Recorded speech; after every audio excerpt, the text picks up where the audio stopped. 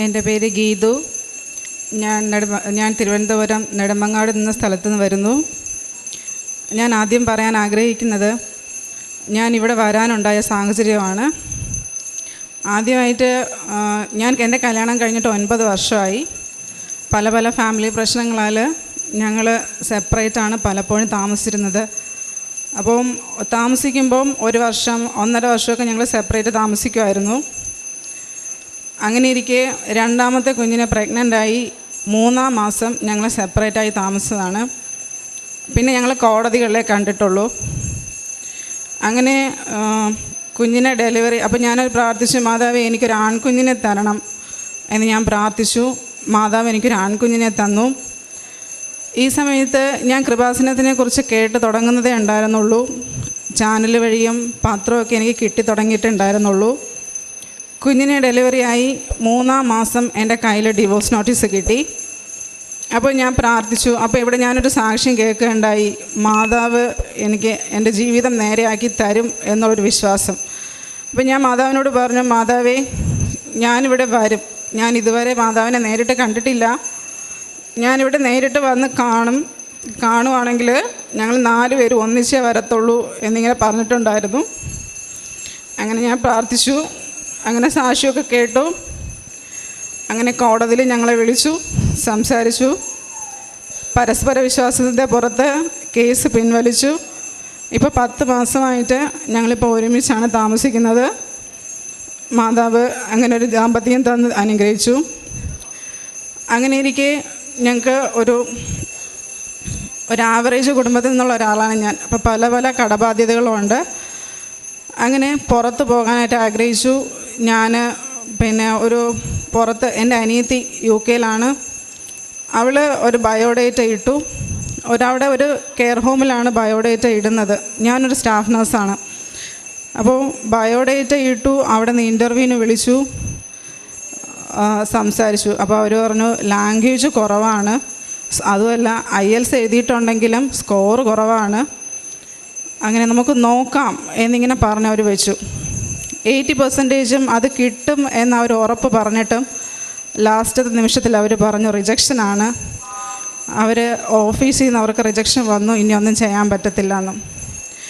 അങ്ങനെ വിഷമിച്ചിരുന്ന സാഹചര്യത്തിൽ പപ്പ എന്നടുത്ത് പറഞ്ഞു, കൃപാസനത്തിൽ പോയല്ലോ, ഒരിക്കൽ കൂടെ പോയി പ്രാർത്ഥിക്കുക, മാതാവിൻ്റെ അടുത്ത് ഒരു ഉടമ്പടി എടുക്കുക, മാതാവ് ഉറപ്പായിട്ട് ഇത് നടത്തിത്തരും. അങ്ങനെ മാർച്ച് മാസം 7-ാം തീയതി ഞാനിവിടെ വന്ന് ഉടമ്പടി എടുത്തു. ഉടമ്പടി എടുത്ത് 3-ാമത്തെ ദിവസം എൻ്റെ സിസ്റ്റർ വിളിച്ചിട്ട് വീണ്ടും പറഞ്ഞു, വേറൊരു കെയർ ഹോമിലാണ്, ഒരു ബയോഡേറ്റ ഇടട്ടെ. ഞാൻ പറഞ്ഞു വേണ്ട, വെറുതെ എന്തിനാണ് ഇടുന്നത്? ഇല്ല, ഇട്ട് നോക്കാം. അങ്ങനെ അവൾ ഇട്ടപ്പോഴത്തേക്ക് എൻ്റെ അടുത്ത് പറഞ്ഞു, ഡെപ്യൂട്ടി മാനേജർ നിന്നെ വിളിക്കും ഇൻ്റർവ്യൂവിന് വേണ്ടിയിട്ട്, നീ പ്രിപ്പയർ ആയിരുന്നു എന്ന്. അങ്ങനെ കാശ് രൂപം വെച്ച് ഞാൻ പ്രിപ്പയർ ആയിട്ടിരുന്നു. ഞാൻ പറഞ്ഞു, മാതാവ് എനിക്കൊന്നും അറിയില്ല, ലാംഗ്വേജ് പ്രശ്നമുണ്ട്, മാതാവ് എന്നെ സഹായിക്കണം. അങ്ങനെ കാശ് രൂപം വെച്ചിട്ട് ഞാൻ ഇൻ്റർവ്യൂ അറ്റൻഡ് ചെയ്ത് കഴിഞ്ഞപ്പോഴത്തേക്കും ഡെപ്യൂട്ടി മാനേജർ എന്നോട് പറഞ്ഞു, അയാളൊരു മലയാളിയാണ്. അയാൾ എന്നോട് പറഞ്ഞു, ഇനി ഓണർ വിളിച്ച് സംസാരിച്ചിട്ട് പൂർണ്ണ തീരുമാനം ഞാൻ പറയാം.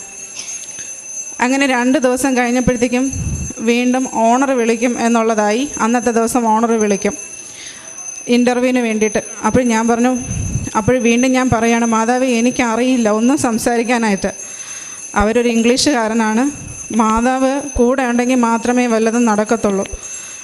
അങ്ങനെ ഞാൻ മാതാവിനോട് പ്രാർത്ഥിച്ചിട്ട് കാശ് രൂപം എൻ്റെ കയ്യിൽ വെച്ച് ഞാൻ ഒരു വചനം എടുത്തപ്പോൾ എനിക്ക് കിട്ടിയ വചനം, മനുഷ്യർക്ക് അസാധ്യമായത് ദൈവത്തിന് സാധ്യമാണ്.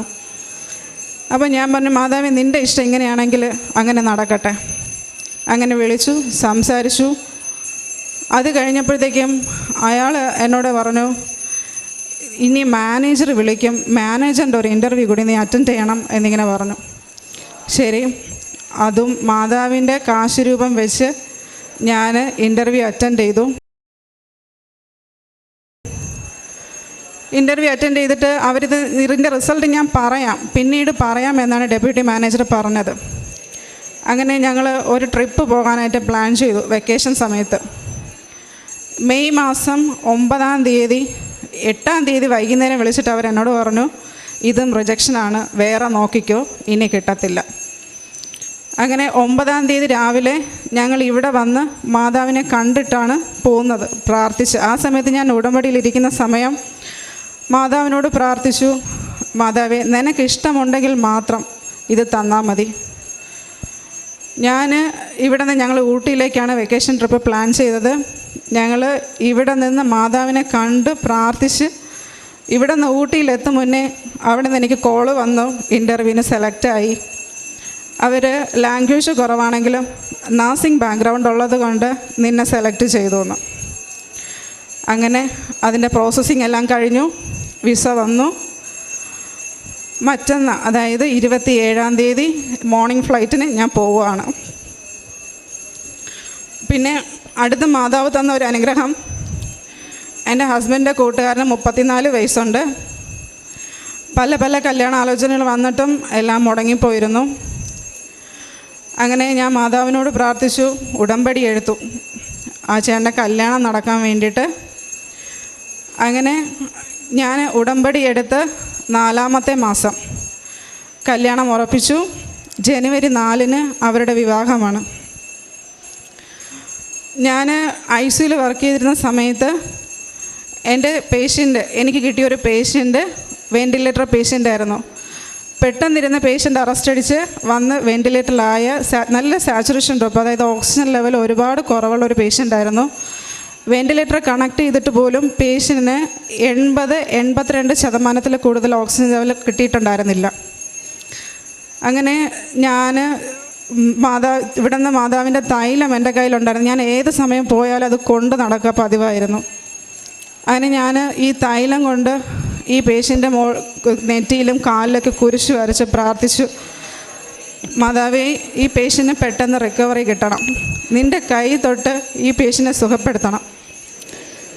അങ്ങനെ അരമണിക്കൂർ കഴിഞ്ഞപ്പോഴത്തേക്കും 80 എന്നുള്ളത് 80, 82 എന്നുള്ളത് 86, 88 പിറ്റേന്ന് മോർണിംഗിൽ അത് 92, 94 ലെവലിലായി. അങ്ങനെ വെൻറ്റിലേറ്ററിൽ കൊടുക്കുന്ന ഓക്സിജൻ കോൺസെൻട്രേഷൻ കുറച്ചിട്ടും പേഷ്യന് സാച്ചുറേഷൻ ഡ്രോപ്പ് ആവുന്നുണ്ടായിരുന്നില്ല. അങ്ങനെ വൈകുന്നേരം അന്ന് ഈവനിങ്ങിൽ തന്നെ പേഷ്യൻ്റ് കോൺഷ്യസ് ആയി വെൻറ്റിലേറ്റർ ഡിസ്കണക്ട് ചെയ്തു. പേഷ്യൻ്റ് സുഖം പ്രാപിച്ചു. ഒട്ടേറെ അനുഗ്രഹങ്ങൾ തന്ന മാതാവിന് ഒരുപാട് നന്ദി അർപ്പിക്കുന്നു.